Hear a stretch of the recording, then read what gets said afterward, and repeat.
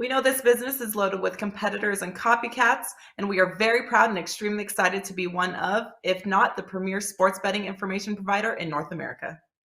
From a massive library of free picks and handicapping videos, daily shows, podcasts, and articles, our free live odds service, a team of the nation's finest sports handicappers supported with top-rated customer service, we pride ourselves on being the leaders in our industry, always looking to evolve and stay multiple steps ahead of our competitors. With that being said, we truly do want to let you know we appreciate your patronage.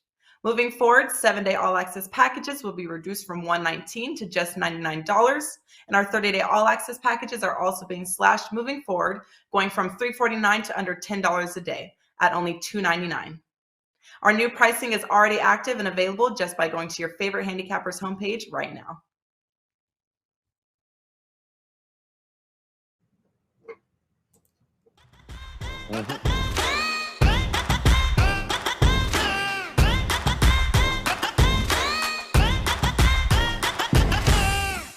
Hey guys, welcome in and a very happy holiday week to you. And it is time to talk a little bowl action here. College football continuing to move to eventually get a national championship. And well, we got 4 bowl games today we're going to break down on our path there. And we're going to do it with 3 of the finest gentlemen you will find at WagerTalk.com. 2 of the finest gentlemen. I'm going to talk. Teddy Covers is in the house. Tony Finn hanging out in the middle. And there is Dave Cokin ready to go. Just want to let you guys know a couple of things right off the bat.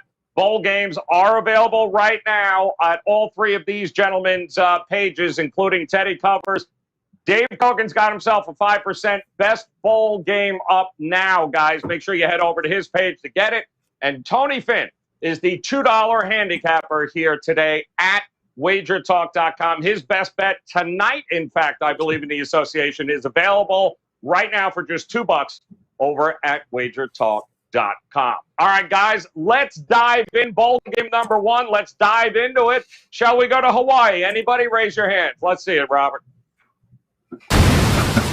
Oh, Memphis taking on, well, what a shock. Hawaii here. Memphis now 4.5-point favorite as an open anyway, 61 as an opening total. Christmas Eve, guys, for this bash. And Teddy, it was a nice Hawaii win to end the season, right? Or Wyoming there. I mean, who saw that coming? And now they're an underdog at home. What do you think here? Hawaii, can they get the job done? Back-to-back wins for Hawaii to close the season. They had that great win over Colorado State as an underdog before beating Wyoming on the road. Both of those wins, especially the first one, the Colorado State one. But for the season, Hawaii was a turnover team. You know, their defensive numbers are really rough. When you look at the aggregate numbers, they were number 111 in total defense, 126 in passing defense, 120th in third down defense. But they were tied for number 4 in the country, forcing 27 turnovers, recovered 13 fumbles, and 14 interceptions for the season. So that's what that defense lives on. Offensively, we're looking at a 2 Frosh QB, Braden Shager, I should say.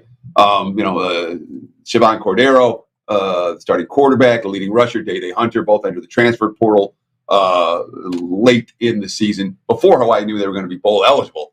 But those guys obviously are gone, and the markets have reacted accordingly. It's been nothing but Memphis money in this ballgame, although we just found out that officially Calvin Austin, Memphis' leading receiver, 174 receptions, 15.5 yards per catch, and 9 TDs on the campaign. He's not going to play.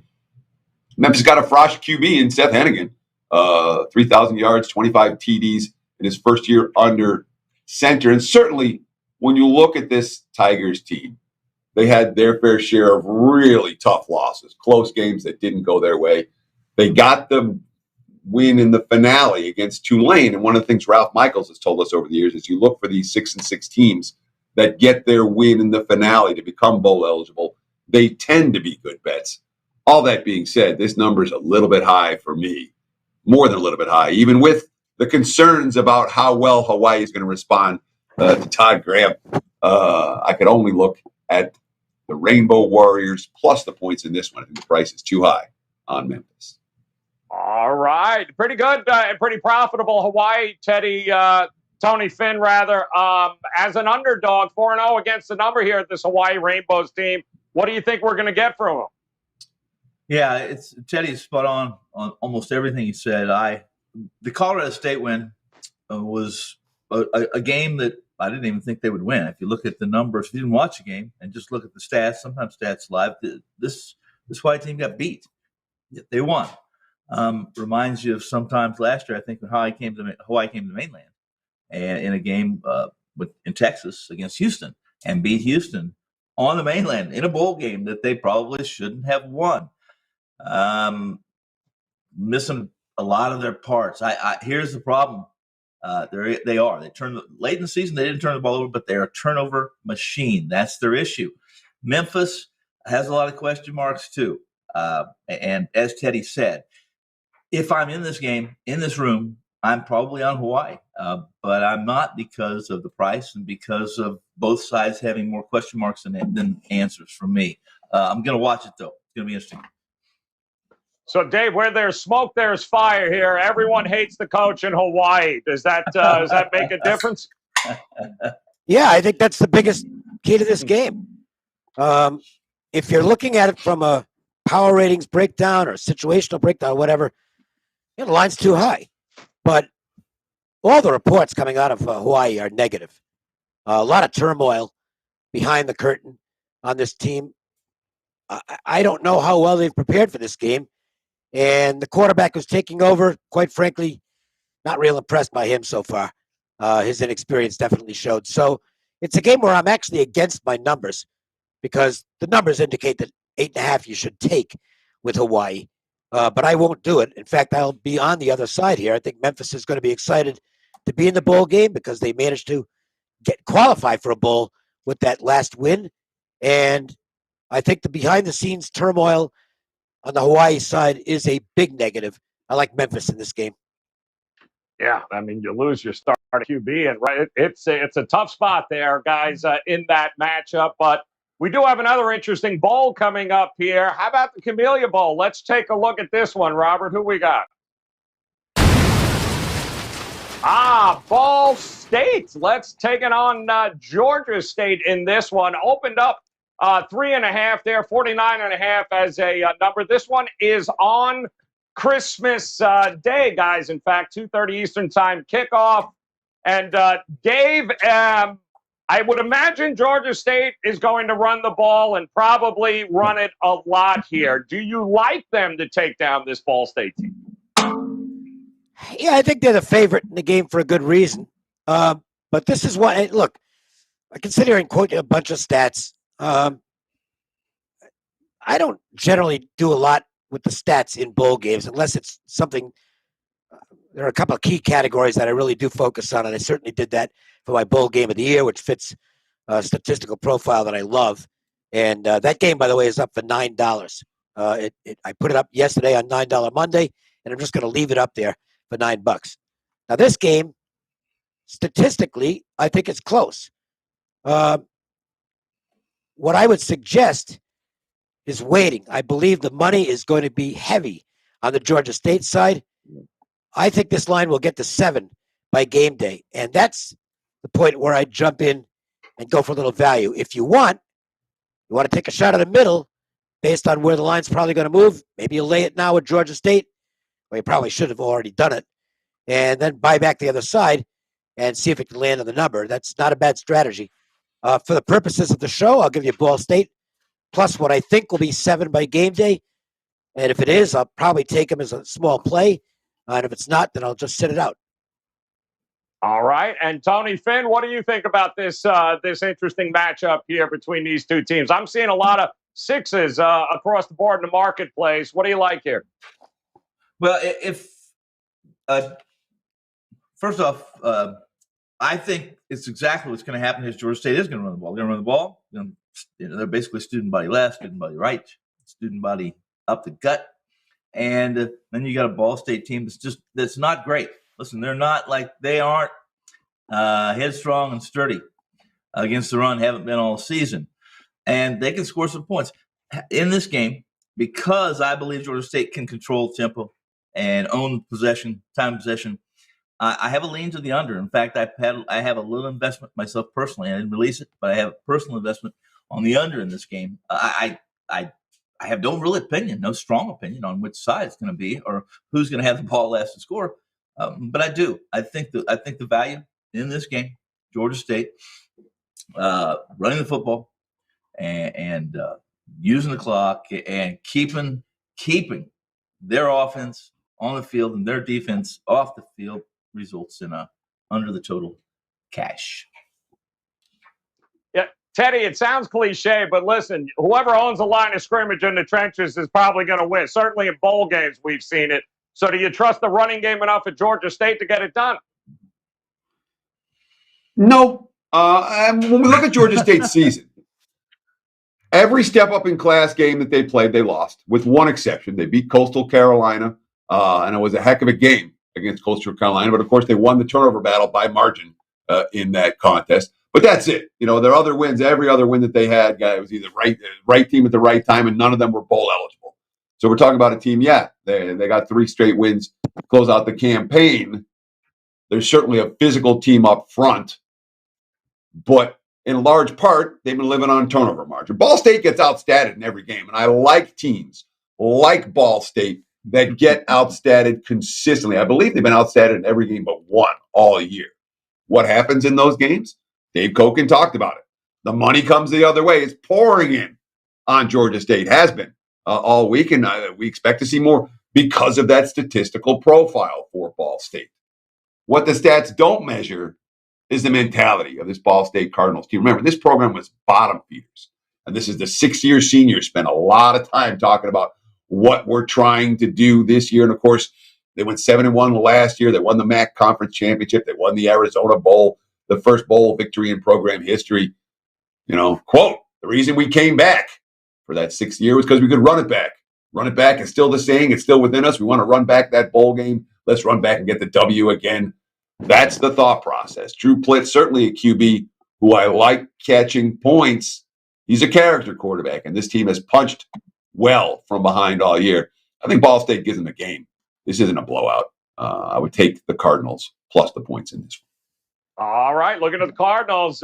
Quick trend there, guys, with this. Both Ball State, 5 straight unders to end the season, and I believe it was 5 of 6 down the stretch for Georgia State. So 57.5 is a total currently in that matchup.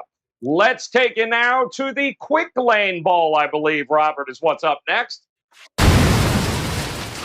In the worst kept steam move on this side of the Mississippi, the Broncos taking on Nevada in this one, Teddy. Nevada opened up as a 6.5-point favorite, and yeah, that's not around anymore. A total of 66 for an opening. Of course, as the news came in regarding Carson Strong and others, boy, this flipped over here, Teddy. So Western Michigan, now your favorite. What do you think of this matchup? Yeah, I mean, there were a couple of books that legitimately opened with Nevada minus 6.5, and now we're obviously looking at Western minus 7. That's a 2-touchdown move, and that's a significant move. Now, the broader markets weren't Nevada minus 6.5. They were like near Pick'em or -1 at the open, and it still moved a touchdown plus off that. And Carson Strong's probably worth that. One thing you don't want in a bowl game is a team that's kind of telling you they don't want to be there, and that may well be the case for the Wolfpack in this one. Of course, behind Strong, who was an NFL talent, nothing but question marks at the QB position. The senior Nate Cox got some garbage time and 3 lopsided wins. But we're not talking about a guy that threw 36 touchdowns and more than 4,100 yards for the year. But on the other hand, this Western Michigan team, I know they beat Pitt. I watched them. I had them in that game. They're hit and miss. You know, it's a tricky offense, but on the days where the QB play isn't sharp, the offense doesn't move the ball up and down the field. They're not a team I'm comfortable laying this type of price with. Long story short, I'm not playing this one. It's a pass for me. All right, passing on that one. No Jay Norville. This one is in Detroit, so I think fan-wise, Dave, maybe Western Michigan gets a few more of the fans in that building. What do you think?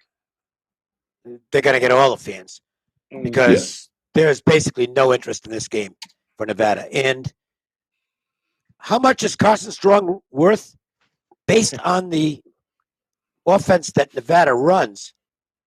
He might be worth 2 touchdowns. It's that dramatic because Nevada doesn't run the ball. They ran for 70-something yards a game this year. They're a strictly passing team, and they rode the arm of Carson Strong, and he's not there. The coach isn't there. The game's basically a road game because it might as well be on the Western Michigan campus. It's that close.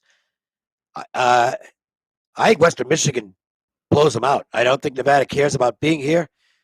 I mean, if you're looking for value, there isn't any because the line's going nuts in the game, but I completely agree with the line move and think Western Michigan will win the game easily against a team that doesn't give a rat's ass at this point. Really doesn't, Tony Finn, and it's tough to quantify here because it feels like a blowout. The market's saying it's a blowout with all the changes. What do you think? Yeah. Strong was the offense. He's the offense. They don't run the football. He's gone. Head coach is gone. Wolfpack, they're 129th in rushing. Come on. The tight end, the receivers, everybody, 62 catches, 677 yards for the tight end, for Cole Turner. Nothing is the same for Nevada. Nothing. I agree. Western Michigan is the player. If you're going to be in this room, it's on Western Michigan. Yeah, I want to mention one thing, by the way. Sure. And this is, it's just the chatter. But had Norville gone to a school anywhere else outside the Mountain West, it wouldn't have been that big a deal. Well, okay, he's stepping up. He made a lateral move actually to a program that's not as good as Nevada, strictly over money. And it's a really, and I'm not blaming the coach. I mean, they basically tripled his salary. There's a lot of consternation among the Wolfpack faithful, and maybe the team, including the players, about the fact their coach is gone because the program's cheap, doesn't have the money. That's a big negative. That's a huge negative at this point, not only for this game but moving forward. Yep, absolutely, guys. All right, let's, certainly if the team that showed up against Northern Illinois shows up, should be a long day for Nevada, guys. Let's head last ball game to the Military Bowl, I believe. Yep, taking a look at ECU, East Carolina. Coach Mike Houston taking on BC, Boston College. Boston College opens up as a 3-point favorite. They remain a 3-point favorite here with a total of 52. So that is creeped up a little bit here, Dave. What do you think here? Which team do you like better in this matchup? I don't really have much on this game. I think it's lined about where it should be. The one thing I'll point out on the East Carolina side is they're clearly a team that improved as the season went along. There were a lot of high hopes for this program when Houston came in, and it took a while. But the second half of the season, Pirates have moved forward in a positive fashion. And I think this might be a bigger game for them than it is for Boston College, which when they got their quarterback back on the field late in the season, I think the hopes were, well, let's win a couple of games here and maybe get to a nice bowl. They didn't really get that. They did not finish the season in strong fashion. So I think there's a mental edge on the East Carolina side and maybe an interest edge in the East Carolina side. I don't think I'm going to get involved because if the right Boston College shows up, they're probably the better team. But I'd have to lean to the Pirates plus the points based on the mentals. Yeah, I know. BC, Teddy, I don't think they won a game against a team with a winning record this year. 6-6 is where they ended up. Which team is heading in the right direction as far as you're concerned? Well, they did beat Missouri in overtime, so they have one win over a bowl team. But, yeah. Thank goodness they did, because I had a big play on Missouri, on Boston College, rather. But Cokin nailed it. Down the stretch, once they got Jerkovic back, you had to, all right, here comes BC, and then the Florida State game, and they were bad in that game. The Wake Forest game, they were worse. And in both of those contests, the offensive line for the Eagles, that's supposed to be this dominant offensive line and blowing open holes and protecting the QB, Wasn't there. And that's a concern because we know East Carolina's showing up here, and we don't know BC showing up. So BC's A game, if they can control the trenches, they'll do whatever they want in this contest. They will. They'll move the ball up and down the field.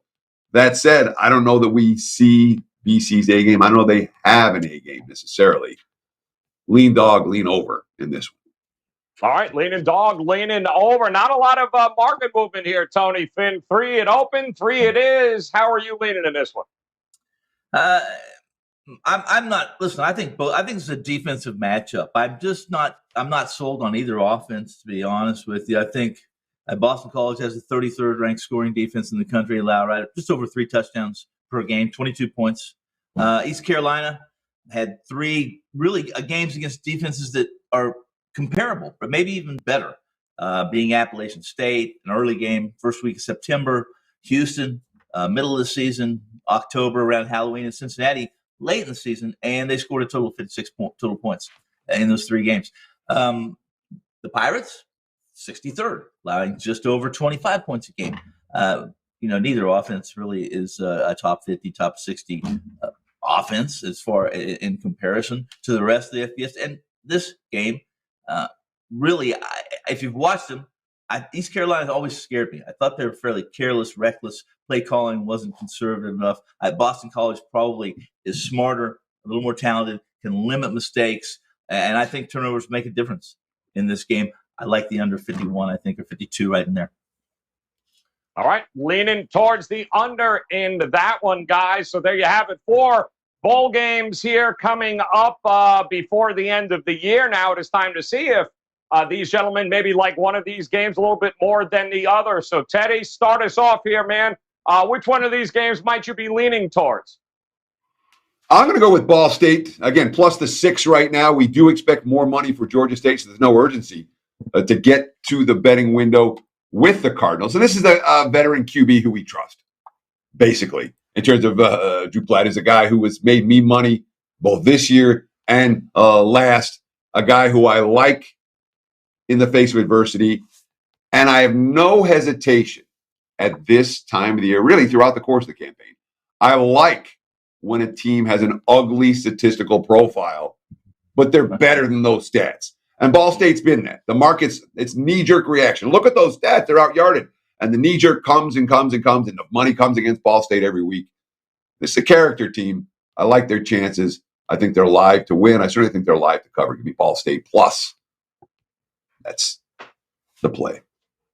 Boom. Let's do it here. Ball State. Don't forget, Teddy does have a best bet in a bowl game, guys, available right now. WagerTalk.com as well as SportsMemo.com. Tony Finn, tell us, which one of these games might you be leaning towards a little more than the others? That would be the last one we discussed. I really like this final game that we discussed, the Boston College and East Carolina game. Under everyone I've spoke to, almost everyone I've spoke to, and I trust and respect, likes this game over. So that obviously, and when the group of degenerates like one game and everyone likes it the same way, I'm fading them. Mostly, like I said, the guys talked about Jerkovic's back. I trust him to be able to use a little more time in possession to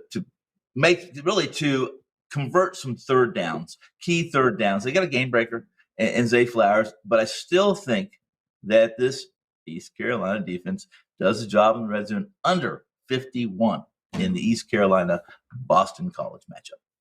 All right, good stuff there. Don't forget, Tony Finn is the $2 handicapper today at WagerTalk.com. Guys, make sure you visit him. Best bet in the association tonight, just $2. Head on over to WagerTalk.com. And Dave Cokin, 5% bowl best bet up and available right now at your page. Which one of these games might you be leaning towards? Well, I think, a lot of the talk going into bowl games is finding the team that's really excited to be there. I think sometimes the better option is finding a team that's not excited to be there.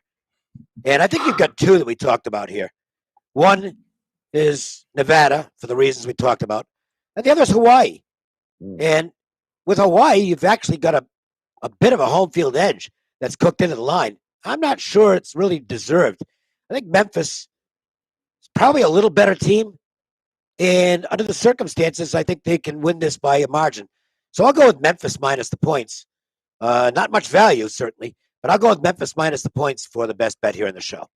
Yeah, it could get ugly in a hurry here, guys. All right, there you got it. We'll do this again tomorrow. We'll have 4 more bowl games. We'll be breaking down on our way, of course, to the playoffs and eventually a national championship. But just a quick reminder, guys, head over to WagerTalk.com. You can head over to Teddy's page. He's got his bowl game up there right now. The $2 handicapper is Tony Finn. You've got Dave Cokin, and his 5% best bet in the bowl game is available as well. Visit all 3 of these gentlemen over at WagerTalk.com. Hit that bell in the upper right-hand corner. You'll get notified when we go live with these shows. Make plans to come back and join us again tomorrow. We'll break down 4 more bowl games for you. But until then, on behalf of Teddy Covers, Tony Finn, and Dave Cokin, guys, best of luck with your plays tonight. We'll talk to you again tomorrow.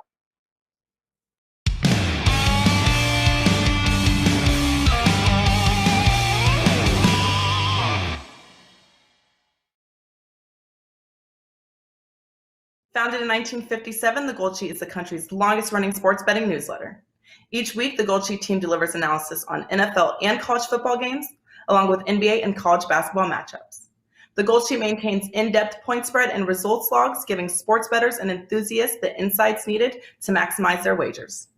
For over 60 years, Gold Sheet readers have received key releases based on power rankings on all teams, and for the first time ever, you can now get these selections exclusively at goldsheet.com, wagertalk.com, and sportsmemo.com.